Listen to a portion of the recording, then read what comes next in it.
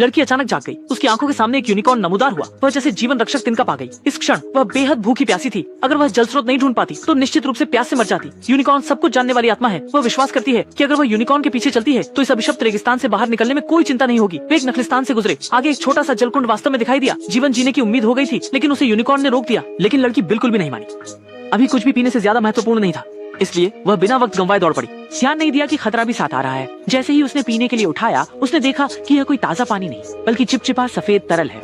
देखते ही देखते एकमात्र आशा मिट गई। वो निराशा में डूब गई। लेकिन अचानक से एक गेंडे की दहाड़ सुनाई दी, जैसे कि वह खतरे का संकेत दे रहा हो। लड़की को तुरंत लगा कि कुछ बड़ा अनर्थ हो गया है। वह घबराई हुई कूद पड़ी। संयोगवश उसने जानलेवा से बच निकल आया। एक हमला।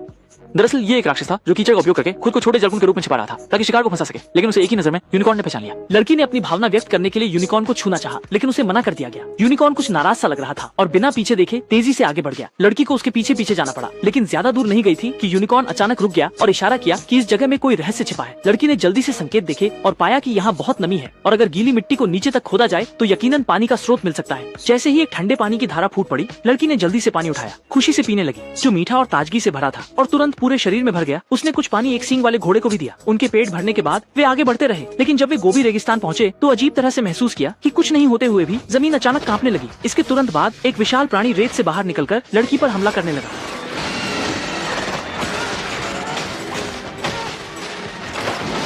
लड़की खतरे में पड़ गई थी। अच्छा हुआ कि यूनिकॉर्न ने उसे बचा लिया, पर कुछ ही देर की जंग के बाद यूनिकॉर्न घायल हो गया। लड़की कैसे उसे मरने दे सकती थी? उसने अपनी शक्ति से उस राक्षस को पीछे धकेल दिया, लेकिन उसे पूरी तरह खत्म करने के लिए सीधा सामना करना मौत को बुलावा देना था। इसलिए वह उस राक्षस की पीठ पर चढ़ गई। चाहे राक्षस जितना भी संघर्ष करता, वह लड़की को खरोंच तक नहीं पहुंचा सका। उसी समय लड़की ने राक्षस के कवच को खींच लिया और जब राक्षस दर्द से तड़प रहा था, उसने तेजी से आगे बढ़कर कवच उठाया और जोर से पटक दिया। जैसे ही उसने एक के बाद एक प्रहार किए, केवल 2 साल से कुछ कम में राक्षस ने अंतिम सांस ली।